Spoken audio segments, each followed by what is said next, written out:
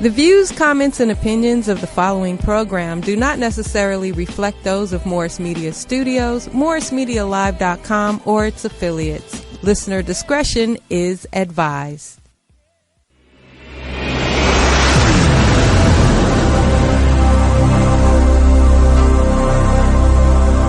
Cali Sportsman, WDC is now on your radio. Coming live from the Bay, yeah, that way. They talk sports all day, LA. Dropping knowledge, high school, college, trying to score, play by play. NFL, NBA, NHL, that's right, you name it. They gon' bring it to you live. Talking sports and entertainment. From the famous and the, you name it. Cover all sports from the football field. All right, good evening. Welcome to Sports Collective TV. I'm your host and moderator, Ron, a.k.a. WDC. I want to thank you for listening in. As always, we have a very spectacular, important show for you right here on Morris Media Live, Mondays at 5 o'clock. Make sure you check out our social media, Sports Collective Media on Instagram and Facebook. If you've been checking us out, we've been advertising the show for this week. Of course, my man Caldwell is back. We're going to talk about some more solutions around objectification and what that looks like, not just from the military aspect of it or sports, but even as fans and how it impacts the world and kind of really separates us. So we're going to talk some solutions about that. We got Josiah here on the deck as well for our Chasing the Hoop Dream segment. You know, that's a very important conversation. There's life towards sports. So, you know, we make sure that we want to get those backstories. So he's here to share his story. And we're going to talk about some transitions in this first part right here because that's what Caldwell and I talk about as far as military. And we were sharing off the air. Shouts out to my man, Cali Sportsman, who was out. If you saw the Instagram, my man was up there at the Raider game yesterday. Of course, they took that L, but oh well. But yeah, Cali Sportsman, shout out to him up there taking some time off, hanging out with his moms. And, you know, we just going to get it started. Oh, and also we got for the women's Chasing the Hoop Dream segment, I almost forgot, Gianna Woods is back for her part 2. So she's on her way here. And so we got, again, Chasing the Hoop Dream segments, and then we got Caldwell. So let me introduce the deck real quick so we can get this show started. Caldwell, you want to say some hellos? Hello, and good to be back. Good to be back with you. All right, and then, sorry? Don't be afraid, just pull the mic up. My name is Josiah Whitehead, but I mean, everybody knows me as Oz is overrated, so. Yeah, this is actually my first time saying my name. So, is it? Yeah, okay. A lot of people don't even know my name. Right. It's cool though. Where did the Instagram name come from? No, I think it relates to a lot of people, whether they know it or not. You know, is whether you're pursuing something, and you know, life is a challenge, of course. Yeah. You know, sometimes you might be dealing with stuff where people don't believe into you, maybe your parents or whatever. You know, the odds might be against you. Yeah. You know. Odds is really overrated, so it's really a lifestyle. So. Yeah, and mindset. I take that right because of the education that I've had about understanding how important language is. Right. Right. When you usually say odds, it's always like the brain always looking for that negative aspect of something, right? Exactly. So your mind always wants to figure out what the odds. I mean, It's good to go odds as far as like looking for the consequences. Right. Like a lot of people don't look at before you make these decisions. Like, what's the consequences? Right. So maybe you want to go talk to people to find out if you're going to go down that way, see what they experience. Exactly. But odds, I'm with you. Like, I don't know such thing as odds. Right. Description of something. Right. Oh, well. I first thought you said Oz. Oz. Oh, no. Odds. Yeah. Hey, well, I'm liking it. and I liked it when, just before we went on the air, you said transition, and you're kind of excited about this. Yeah, the challenge. The challenge, yeah. For sure. I like that. Yes, sir. I like that. We'll have some stuff to talk about. For sure. Yeah, definitely. I mean, so in the world of news, like what do you focus on when you in the world? What do you care about? What do you mean, like politics or sports background, or like you say you don't watch football that much. To be honest, so man, I've really just been watching a lot of interviews about just like life after basketball. It's not necessarily. I haven't been watching a lot of interviews as far as basketball. Like I've actually don't even watch basketball, not as much, Yeah. just because I'm just trying to change my mind to like learn other things, you know, watching certain things. Just I'm very just optimistic. So like my mind is everywhere as far as like just learning. Like, you know, I'm just trying to tap into different avenues. Just so trying to figure out what's not next. not necessarily know where I'm going, but I'm just like, you know, just a little transition. So Oh, wait, what do you Looking, yeah, searching, searching. defining myself after basketball in a sense. Right. And you wake up with what on your mind this morning? Money, Oh, okay. So it has to pay. yes, of course. Yeah. And be fun. Yes, sir, for sure. Gotcha. The second passion, in a sense, Right. not even a sense, is my second passion. Right. I think that's something you need to find, especially, you know, if you don't find that, you'll be depressed. That's important to know. One of the things that happened in my transition from being a poor farm boy to becoming a successful counselor was that the whole education system really is about guiding you to find yourself. Nobody ever said that to me, and I see the frown on your face. I've never heard that. Yeah. It's a journey It is. for every individual, and this is a place for you to find yourself. And we expose you to this and this and this and this. Find something that turns you on. Right. And when you do, stick with it. Because if you stick with it, do it as best you can, do it For well, sure. you're going to find something else and something else and something else. For sure. And when kids got that, it's that's why I'm going to school. Because prior to that, you ask a kid, go today and ask a kid, why you go to school? Because they send me. Right. And so they're there for whoever blows in their ear. Exactly. Versus searching for self. Yeah. And like I said, transition, we talked about, like, I was not nowhere interested in being in broadcasting radio or nothing. Like I said, I was coming out of the military, depressed, huge sports fan, played basketball, you know, had my little old chasing hoop dreams. And then in the midst of my transition phase, depression, a friend of mine was like, man, you should just connect yourself to sports, do a talk show. Right. Went to Blog Talk, created a show, doing 2 hours. And then when I saw that my sickle cell trait exertion was more important than the sports talk, I combined the two because they actually kind of go together because athletes collapse from sickle cell trait exertion. So I started doing that. So in my transition and what Caldwell teaches the youth and now with veterans, I'm a prime example of that because you got to find your what's next. Exactly. And a lot of times what people don't understand is it may be an experience that you don't think nobody wants to hear about or nobody could relate to. Like, you're the only one on the planet that experienced that negative thing. It's not true. It's not true. Not true. And I found a whole nother community of people, man, that I'm connected to. 4 million people with sickle cell trait in the United States that I need to reach. Globally, 300 million people. So you're talking about that negative thing that happened in the military actually is now my next conversation after 24 years. Mm-hmm. There's a whole concept of change being threatening. And a lot of people are fearful of change because I'm going to lose what I have. Right. But change always opens new opportunities. Mm-hmm. And to just shift that mindset to, what is this change telling me about me? Right. What I need to do that next. And listen. And when I say listen, I mean listen externally and internally. Listen to yourself. Right. Listen to the world. Depending upon what your orientation is, listen to God. Listen. For sure, you got to listen to God. Yeah. But I definitely, it's funny. This is crazy. We're talking about this because, like you said, people are scared or fear for that transition because they're scared of what they might lose. Yes. You know, it's almost. I was talking to my friend about this. It's like staying relevant. They're scared to stay relevant.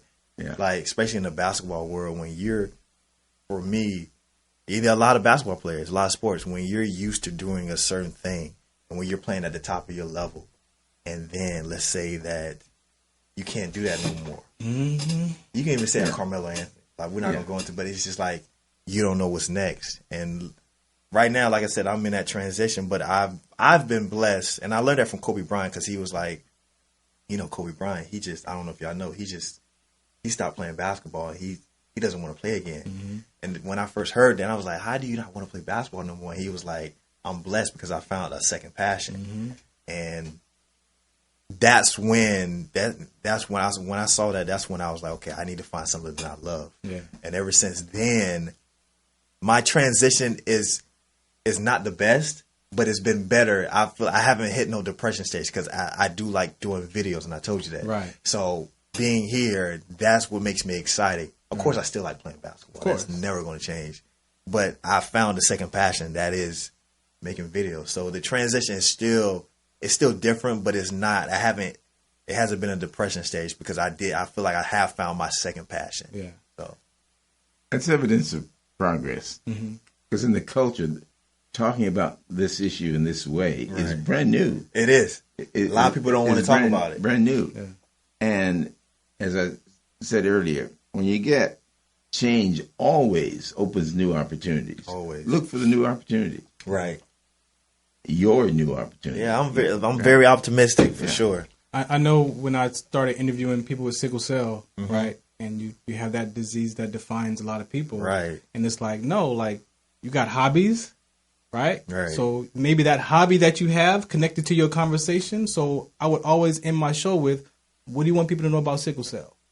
And it would make them think. Right. And they would say, oh, I want them to know A, B, C, and D. Well, maybe that's your voice. Right. So we need you to actually talk about that, because we always talk about people don't know about sickle cell. Right. So then I started asking questions. What do you want them to know? And I want you to elaborate a little bit more, because I don't really know too much about sickle cell. All right, so I'll give you a quick breakdown. Yeah, please. So sickle cell trait is a red blood cell condition. Right. So the red blood cells carry oxygen through your body. Right. So I have one normal, and I have one that's the S gene, trait gene. So when I collapse, that S gene mutates. So under exertion or stress, that mutates from round and the donut shape size to like a sickle. Is it also when you go into higher altitudes? Is that so? It can also trigger, because the oxygen, again, red blood cells carry oxygen. So places like Denver. Yeah. So Ryan Clark, Pittsburgh Steelers, 2007. Exactly. Lost his spleen and gallbladder. Right. Because he's playing against the Broncos. Crazy. So he can no longer suit up against the Broncos. Cost us a couple of runs to the championship. Yeah, so it's a red blood cell condition. So if a person has both copies of those genes, then imagine 60-70% of your red blood cells mutating with that much oxygen depleted from your body. And then wherever there's no oxygen, there's pain. Right. So there's that. I found that whole community of people. So when you talk about what's next, I mean, as veterans, that's what we deal with. Like, we've served this country, the camaraderie. There's a lot of things that pride and ego, identity crisis that males, we have identity crisis anyway. Right.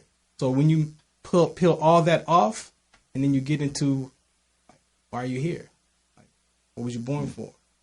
And there's ways for people to look at that, but like Caldwell says, language traps us, because people think change is negative. People think those things, how we describe them or how we see them on TV or movies, language, and you have to shift how you talk. We're humans, as social beings. We need to belong somewhere. And when we find a place where we belong, the fear is, if I lose this, there's no more me. Right. And so that's the fear of change. Right. Yeah.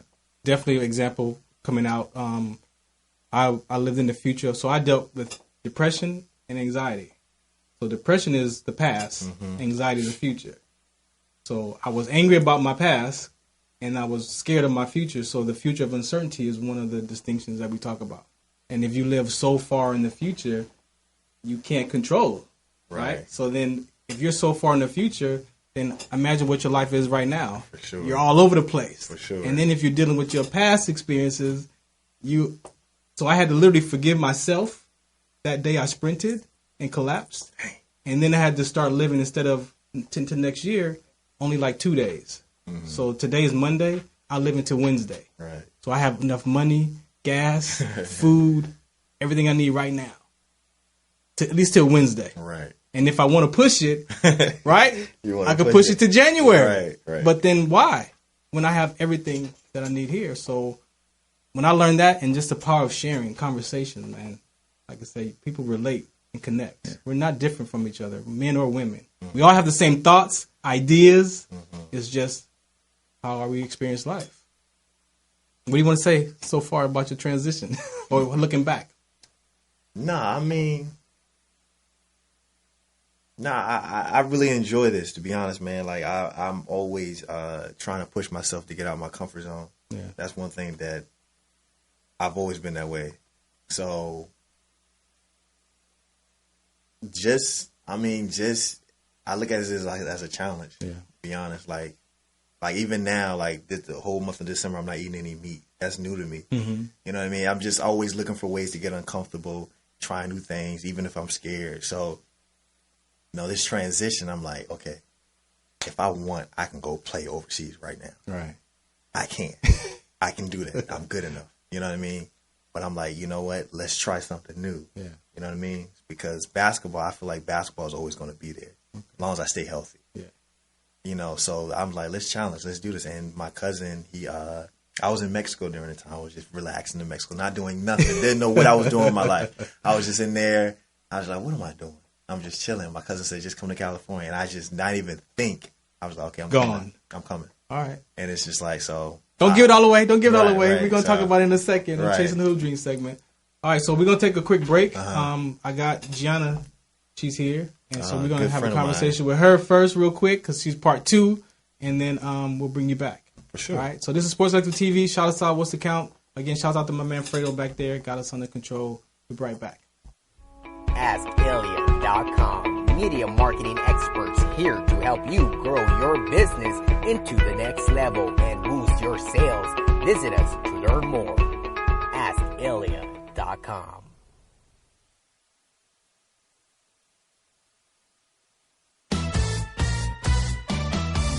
Keeping Our Lungs Safe has been part of the local initiatives that have been going on to educate our decision makers about, the impact of flavored tobacco, specifically menthol, in the African American community. Right. And so we actually were at the LA County Board of Supervisors office a few weeks ago where they were having a meeting to discuss an ordinance that would ban all flavored tobacco products and vaping products, including menthol, in certain areas of Los Angeles. And they actually ended up passing that ban. So we finally got a tax passed, which was Proposition 56, and that was a couple of years ago. That put a $2 tax on cigarettes and vaping. That's why they're so expensive. Yes. Thank God. So you thought that slave trade. So when we see Harriet Tubman, we need to look at it from that lens, and that ever since then, this plant has been killing us in one way or another. Right.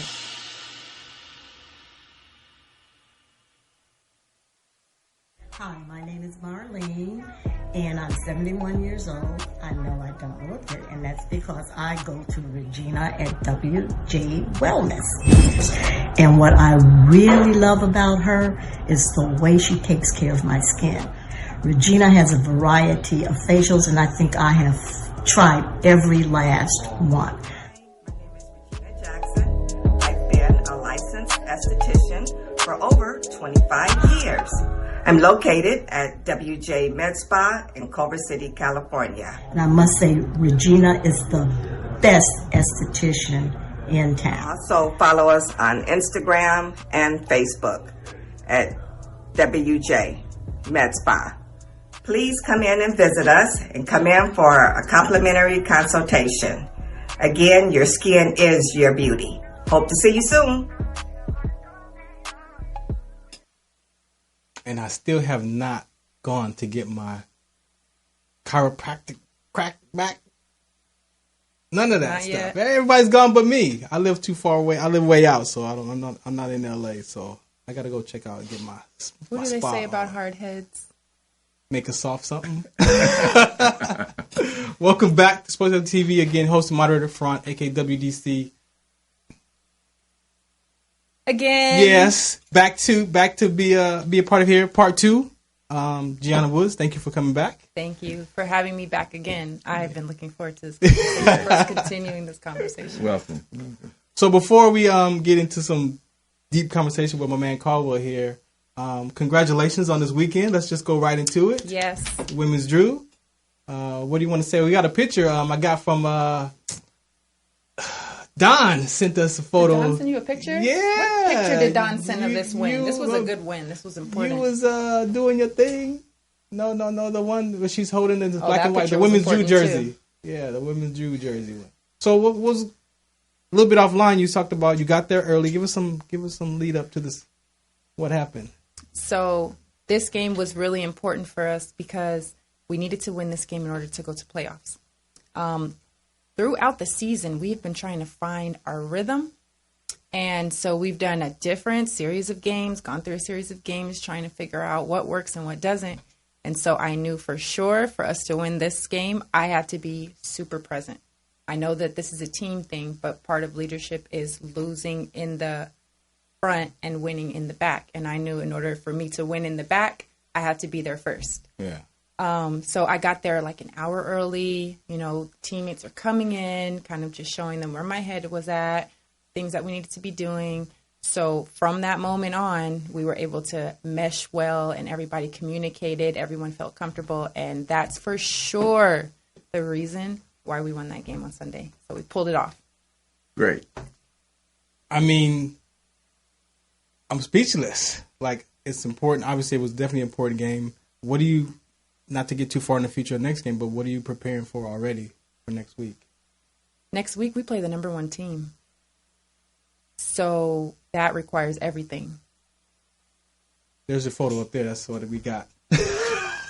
With my C's candy? Yeah. Yeah, they gave me a nice little C's candy. I ate that with grapes. So that was a good little balance. What were you thinking when that picture was taken? Where was your mind at? I didn't know that I got player of the game. I didn't know that. I didn't know I had the most points on the team from that game. I was just so focused in the game. So, and making sure everything was functioning, all the pieces were together. So at the end, they were like, oh, Gianna got player of the game. And so I'm looking around like, Gianna got player of the game. We're talking to each other, Gianna. And I'm like, Gianna. And they're like, Gianna. I'm like, Gianna.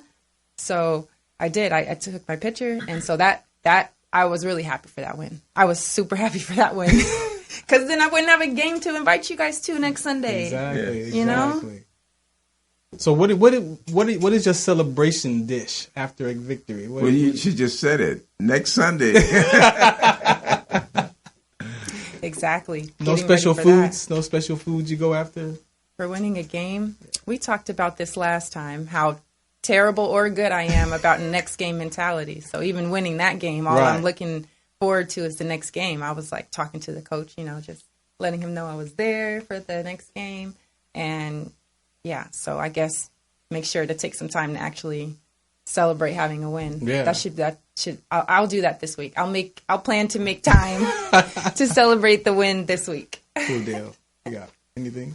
No, not yet. Okay, so we brought you back because we had so much dialogue last time you was here. It was great. Right. Yes. So anything that you want to start? I know where I want to pick up from, but anything that you specifically had in mind you wanted to address? No, you lead the way. You lead the way? All right. So we were actually talking about objectification, definitely, and how that plays out from military to sports fans. How can I say this? From your perspective, since the last time we talked about that, how have you seen that show up in your own personal life? Since the last time we talked about objectification? Yeah. How does that show up? Just in the sense of living up to expectations based off of our the way we present ourselves. Yeah. Since then, I've actually started working with a company that does live parties. They're like silent headphone parties. Yeah. So instead of speakers in the venue, everyone gets a set of headphones, and it has a switch on there with 3 different DJs playing music. And so depending on which DJ you want to listen to, now you get to party with people to 3 different clubs. So it's like having 3 clubs in one party. It's really fun. It changes the way you party. Oh my goodness, you guys have to come. You guys have to come December 21st in Hollywood. That's different. So give us some background. How did you get involved in that? We worked together because I was a personal trainer at Equinox. We worked together to actually put on the first women's basketball clinic in Equinox. Okay. Because there was never a sports section for women, let alone skills sports section for women.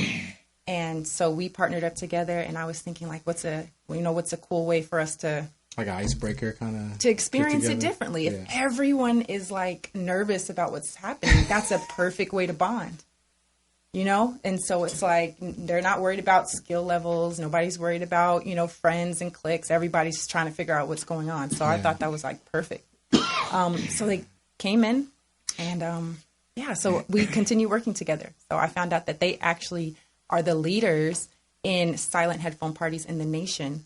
So it's actually a really good opportunity to kind of redefine what going out looks like. And it provides a safe space. A lot of I want to get the picture. The multiple people in the room. Yes. Each with a headset on. Yes. And each listening to whatever they're listening to. But we're right next standing to one right by another. each other. Dancing. I'm saying that's intriguing. Yeah. Yeah, right. It's different. So you imagine that on the stage, you've got 3 DJs on stage, and each DJ has color-coded headphones. So somebody's green, red, and blue. And then you've got to switch on your headphones. So depending on who you want to listen to, you can go ahead and flip it to green, flip it to red, flip it to blue. And now you can look at all your friends, and you can see what color they're wearing or what channel they're listening to. So now you can click to that channel, and now you know exactly what everybody's listening to. What's the feedback you got from that? Everybody if loves any? it. Love it. Yeah. It's different. When you first go in, you want to figure out what's going on. But after you start flipping through the stations, it's a really good way to communicate. It's awesome. So if I see you're green and I want, I can go green, and you let you know that we're green. Yes. No? That's pretty cool. During that training that you did there, what did you discover from the women basketball players? What did you connect with it? At my skills session? Yeah. Because you coach, right? I do coach. Okay, so then. Yeah, and I'm so sad my friend isn't here today, because I brought all my stats today to show him exactly what was going on. Yeah, so we definitely miss you here in this spot. I've been a basketball coach at a university level. I've been a basketball coach at the grassroots level with the kids. I haven't done any pro coaching, but there the idea was to create a safe space, because there's being in a competitive environment, everyone's always kind of checking each other, and it's always it can be very intense. So I wanted to make sure that, first of all, people were going in there to have fun and to explore themselves. Yeah. So that was what I was looking for, and what I wanted to make sure was happening throughout the whole time. And then kind of letting all the women color it themselves, because these are like professional women, corporate women working all day, Yeah. And so I'm sure they're mothers and wives. So to have an outlet for them to kind of release any, frustrations or just get creative as a creative outlet, that was the important thing for me for having that clinic. And to touch on, we talked about the tomboy conversation for sure. So I wanted Caldwell to kind of address or just mention any kind of solutions around that, or what do you want to encourage how do people manage that? That came from left field. We switched subjects. Yeah, switch subject. The search for self that we talked about in the earlier portion before you came. Orientation for oneself is this journey that I'm on is in search of me. From day one in school, not said to the student, the guest who was on before said, nobody ever said that to me. Yeah, but the whole point to this whole journey that you're on is finding yourself. And you've articulated it very well. You found yourself in height and basketball, and then transitioning to other things. And that's life. I'm in my 8th decade and still discovering and still learning. And sitting in this chair with this guy So the process doesn't end. I guess when they close down the last curtain, I'll see what line I get into. Yeah, you have to come back and tell me. Next. Yes, come and visit me and tell me what's going on. Yes. So what do you want to say to the young women basketball players or the women chasing hoop dreams? Like, what do you want them to know as far as their transition or what to look for? There are different stages of a basketball career. So which stage do you want me to speak to? The stage you're in right now. The stage I'm in right now? Right now, I've transitioned. I don't identify with an athlete anymore. So now I'm learning and really applying now what I want to do with the other parts of myself. When I was overseas, I spent a lot of time studying, spent a lot of time learning, spent a lot of time alone. And that's one of the things that traveling overseas and playing overseas affords you, is that alone time to develop, separate from what's going on in other places. So during that time, I really was interested and deliberately trying to make sure that I was learning things that were beyond myself and what I was going through. Being an athlete, it's very easy to get put in a bubble, especially if you're a talented athlete, because a world gets created around you. And as basketball is so transformational, it's so important, it's such a great place to develop yourself. On a grand scale, it is entertainment. So when you are finished entertaining, it's important to have other aspects of yourself to go to.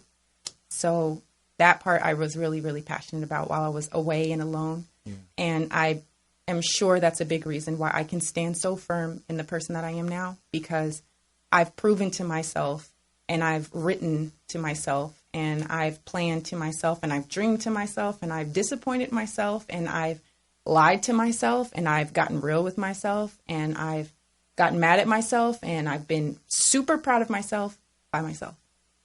One of the things that impressed me about what you said is that you focused upon, you were searching for that other part of yourself to go to. And some people who are struggling with transition are looking externally to find, what am I going to do next? And you were looking here to see what part. That's really crucial. Yeah. That is really astute. Thank you for sharing that. Thank you for acknowledging that I'm a student, because I am always a student. Yeah, always. Great. And to add to that, just what I'm learning from myself from transitioning out of the military and then getting into radio and TV, just from self-taught, and then going back to school to learn the FCC rules, and then going to the TV Academy and learning how to use the cameras and all the screenplay writing, all that, into what it's turned out to be now. I mean, I'd like to say something, elaborate a little bit on that point. Tell me. Transitions give rise to parts of ourselves that's emerging, saying, my turn. Yes. And that's the part that's going to take us through this next phase in our journey. Yeah. Yes. It's scary. Yes. And the tendency has been culturally to push it down, to sedate it, instead of listening to it. Yes. And so you're an impressive woman. Thank you. Yeah. And to expand on that thought, right? And this is how it works. This is how the self-development process works. Yes. You think to yourself, you have a thought, and then you think about that thought, and then you think about that thought. To your point, it is so scary to decide to do something different. And anyone who's come from any urban situation, any minority situation, it is scary to break away from a thought process of a societal pressure, of a reality that you have grown up internalizing, and it even being your safe space. And I would love to see more platforms talking about mental health, especially in the Black community, because we grow up wanting to be strong, being taught to be strong, but also to kind of ignore when we need to express ourselves in good and bad times. And I think because of that pressure to be strong, we kind of suppress the pressures that comes with exploring the negative sides of ourselves. So we teach kids to kind of like, don't say anything, keep the loyalty in, don't speak on things you're feeling. And then when you're a child and you see, if you do grow up in disruption and chaos, then you internalize that as normal. I think that we need to speak more on that. We need to speak so much more on that. And before I take this break, so we got our next guest coming, what I tell my daughters now is look for your purpose, your passion, your gift, and go to school for that. Don't go to school to get a job. Mm-hmm. Go to school to what you care about, because that education is going to get you in the door to talk about what you want to talk about. So if you want to be in psychology and you have ideas of how to shift those conversations, well, get a degree in that, because that puts you in the room with those people. And then therefore now you can input your conversation in there. So a lot of times people just go to school to just get a job. To just get a job. Yeah. And whose fault is that? Well, that's what we're taught. Society. That's what you're taught. That's what society teaches us. So, I agree. All and right. One thing I'll say to people that are my age and our young old souls is that we're here and we're adults now. So it is time to set the standard of what the future will look like. We can be born into a situation, but you don't have to die in it. Yeah. And there's no excuse. And on that note, we're going to take a quick break, do the next Chasing Hoop Dream segment. Thank you for your time. Don't go nowhere. We're going to let you sit down, but we're going to bring you back up at the end of the show, so don't go nowhere. All right, we'll be right back. Sports Active TV, shout us out. What's the count?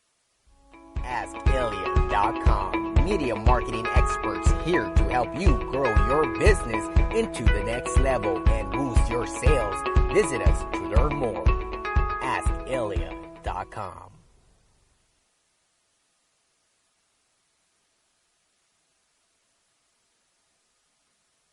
The Consortium of Health and Military Performance, also known as CHAMP, of the Uniformed Services University of Health and Science, known as USUHS, is conducting a study to understand a possible genetic link between sickle cell trait, known as SCT, and exercise-related events, known as EREs, such as exertional rhabdomyolysis, muscle damage, heat stroke, and or collapse. We are inviting African American men and women with sickle cell trait and their family members to participate. Participating in the study will require you to complete a health history questionnaire, a form authorizing our study physician to gather health information from you and your healthcare provider, as well as a one-time blood donation. In order to qualify for the study, you must meet the following criteria: be African American, be sickle cell trait positive, be able to read, speak, and understand English, be between the ages of 18 and 80, and currently not being treated for any mental or psychological disorders. Participation is completely voluntary, and your decision will not impact your healthcare. The results for this study are for research purposes only and are not intended to directly benefit any individual for confidentiality reasons. However, the results of this study are intended to help better shape policies and associated health risks affecting the SCT community. Participants may be compensated for their time. To join the study, or if you would like additional information regarding the study, please contact the study team by phone, area code 240-479-9514, or email sctstudy-ggg@usuhs.edu. Hi, my name is Marlene, and I'm 71 years old. I know I don't look it, and that's because I go to Regina at WJ Wellness. And what I really love about her is the way she takes care of my skin. Regina has a variety of facials, and I think I have tried every last one.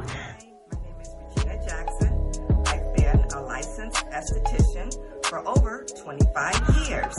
I'm located at WJ Med Spa in Culver City, California. And I must say, Regina is the best esthetician in town. Also follow us on Instagram and Facebook at WJ Med Spa.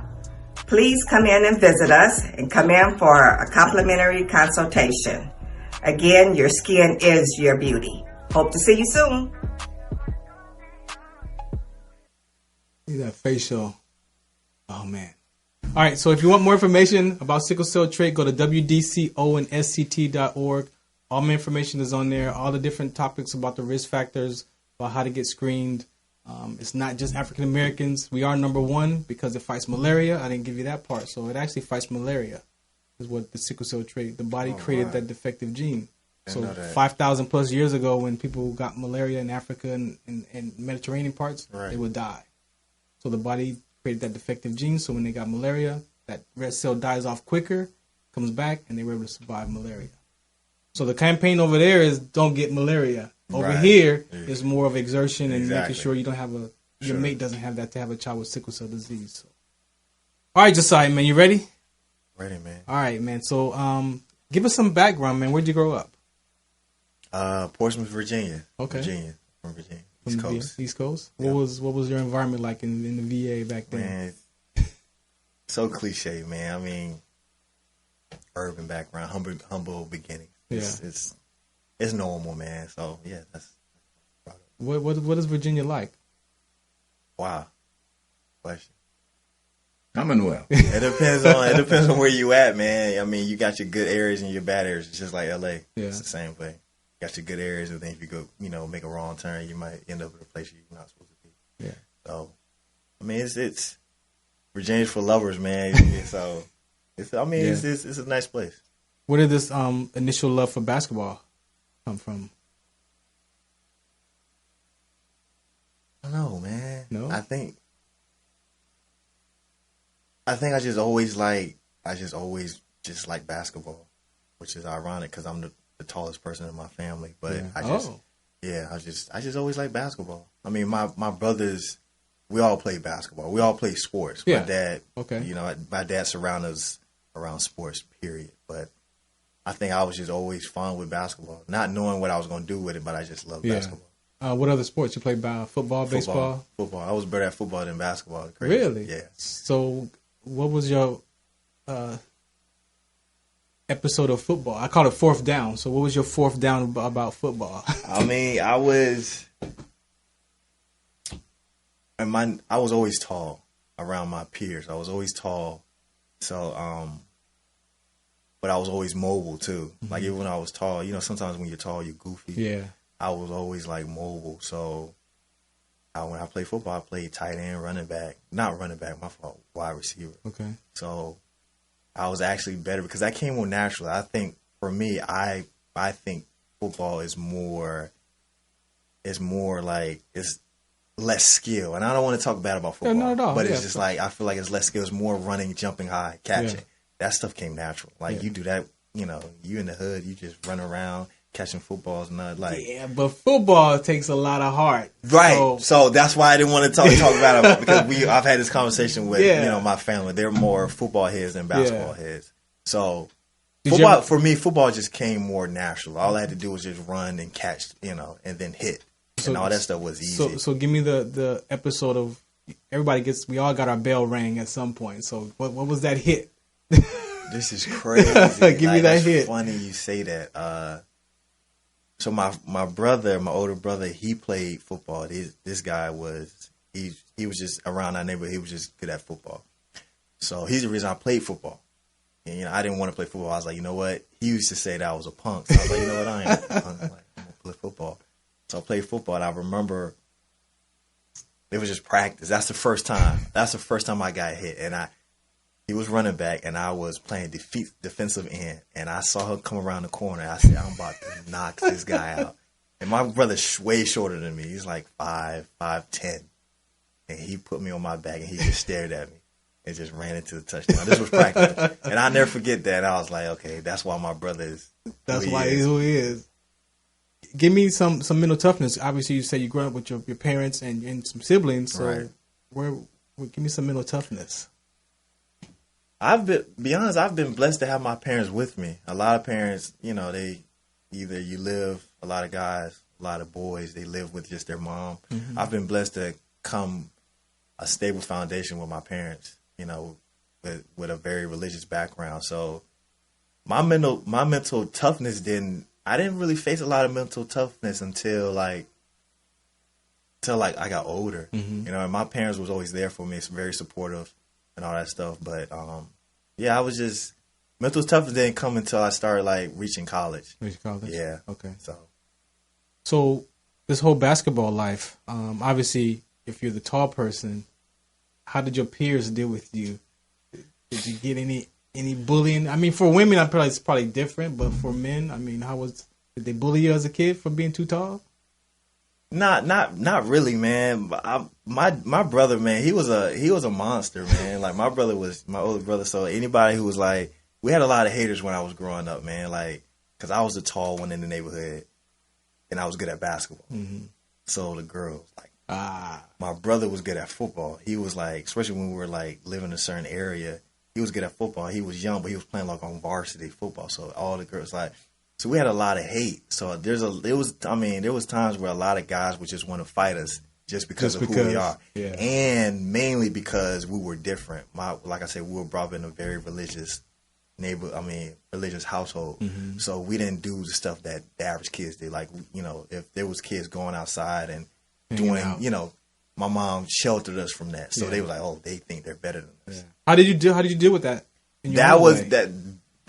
Well, if you want to say that's mental, that was a little bit difficult too. Mm-hmm. Just because, you know, we just, you know, when you're young, you don't know no better. I'm like, yo, why these guys hate me? Like, why do these guys, my parents didn't, I would ask why do they hate us? Mm-hmm. You know what I mean? Like, but it was just, I don't know.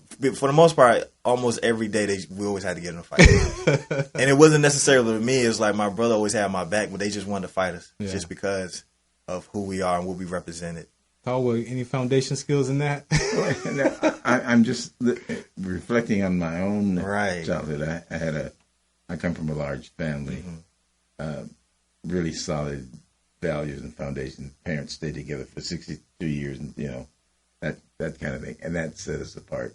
Also, but what I was cueing on as you spoke during my childhood, I wondered why I was weird because I had dreams. I'd see the billboards and want to do those things, and both my siblings and my friends would say, "You know, you can't do that." This is growing up in where the law segregated us and prohibited participation. We're looking at some show today, and I said, have you noticed on these old sitcoms and these old television shows how white they are? Exactly. So I thought, why am I so weird? That nobody else is thinking about these things. So I didn't know how to deal with it. Didn't get any guidance. Didn't know that I could. Maybe I didn't have anybody to talk to. But anyway, I didn't know that I could talk about this. So I just kept it to myself. Oh, I will quit mentioning my dreams, but I won't give them up. I'm mid-30s. I had celebrated with my wife. We had far exceeded our fondest dreams, childhood dreams, because the more your world, universe expands, the more your dreams expand. So you kept that vision. Oh yes. Oh yes. And it made all the difference. High school. What was your high school basketball like? High school was challenging, man. It's funny because even though I was one of the best in my neighborhood, I had confidence issues, man. Yeah, I had confidence issues. So, looking back today, what do you think those confidence issues were? Looking back, I don't know, man. Like, I think if I had to, I think it was my parents kept us sheltered, man, from the world. Yeah. So all I knew was my neighborhood. The guys in my neighborhood, they weren't good at basketball. So all I knew was my neighborhood and my brothers. My brothers wasn't as good as me. Mm-hmm. But then when I go to these tryouts and you see guys who can ball, they got some swag and they got confidence and everybody knows each other. And it's just like, I felt left out, felt different. So, to be honest, man, my 8th grade year, I tried out for JV, didn't make it. Remind you, I'm like 6'4". I'm 6'4". 9th grade year, tried out, didn't make it for the same team. And I'm like, bro, like, this ain't. Yeah, what are you telling yourself? I'm like, I don't know, man. Like, the love was always there, though. Yeah. The love never changed. It was just, I don't know, man. I was going through it. I was really going through it. So I actually transferred. I went from public school because back then it's different now, but public school and private school is, if you go to private school, back then private school was more like white people. Mm-hmm. nowadays, like everybody goes to prep school, Yeah. private school. So the competition is the same. It's probably even better if you go to a private school. But back then, it was a white school. So I transferred to a white school, and then that's when I started building the confidence because I was okay. I'm clearly the best here. And clearly, we dealing with foundation skills. Sometimes, even though you got both parents in the household, Right. there's still the other side of that Right. coin. Exactly. That you still end up something still transitioning because there's a natural break in communication with Right. parents. Even if you got both parents or one parent, we still deal with something as you Right. discover. May I your speak to that confidence. for a second? Go ahead. We who are descendants of slaves, Mm-hmm. Right about that. slavery ended. Okay, boy, you're on your own. Mm-hmm. No guidance, no education, No foundation. and no foundation. And we still suffer from that. Few of us made breakthroughs on this show, okay? Most of us still struggle with facades, not telling the truth to ourselves or anybody else. Like you mentioned. You adopt a character, and you go through life with that swagger because that's what gets you through the hood.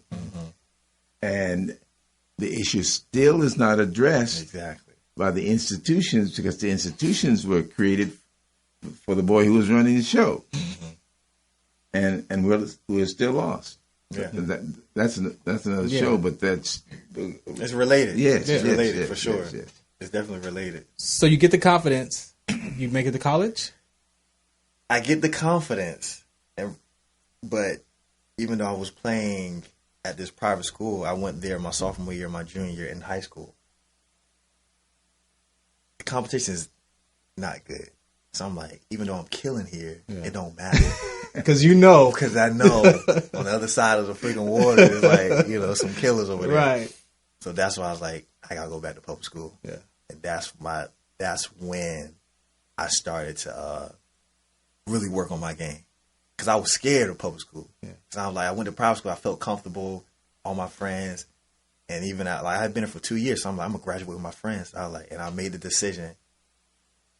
My dad said something important, man. I'm gonna say this. I was at a game. I think it was a playoff game when we lost, and it was we played this other team. They weren't that good, but we lost. And my dad said, if Mike Krzyzewski walked in and saw you play, what would he think? My dad doesn't know this, but I thought about that all summer, and I said, I gotta go back to public school. And that's when I worked my butt off. And that's when I went from private school back to public school. Had a guy on my team who was up and coming in my neighborhood. He was a McDonald's All-American. I was like, I'm gonna play with him, and we're gonna kill. And that's when I started having the fire to really, okay, I need to do this. Okay. You know what I mean? So, And you made it to college? I made it to college. I went to junior college after that. Okay. But after junior college, I went to a university where I met a good friend of mine, Gianna. Oh, okay. Yeah. So, yeah.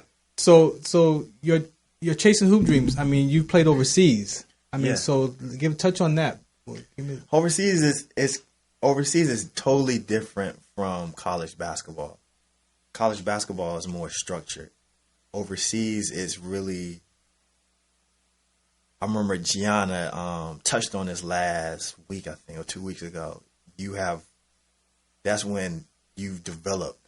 I developed as a basketball player once I got to overseas because it's really, like I said, in college, it's structured. You listen to the coach. He tells you what to do. Overseas they bring you in there to win. So you gotta figure out to win. And that was so difficult for me because I was so used to being a role player, doing what I need to do. Instead, now the coach is like, okay, leadership. We need you here to win. You better figure it out or you're getting sent home. Yeah. So I really enjoy playing overseas. That was the greatest moments of my life because it was a challenge.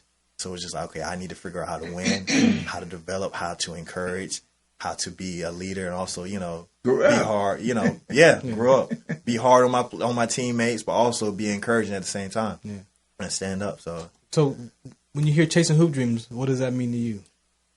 Chasing hoop dreams, When I think about chasing hoop dreams, man, I think about it's different because I think there's levels on it. Like it's love. If you love something, no matter what it is, we talked about love or passion, whatever it is, man, you're gonna make sacrifices for that. So if you really love basketball, if you say you love it, there's a lot of people say they love it, but they don't know love is a choice. It's not an emotion. Love is a choice. But when you choose to love something, you're going to make sacrifices for that, whatever it is. You might have some up and downs. But if you really love it, you're going to decide to stick with it during the hard times. And when I think about like chasing hoop dreams, that's when I think about if you say you're chasing hoop dreams, you must really love it. Yeah. You have to show me that you love it.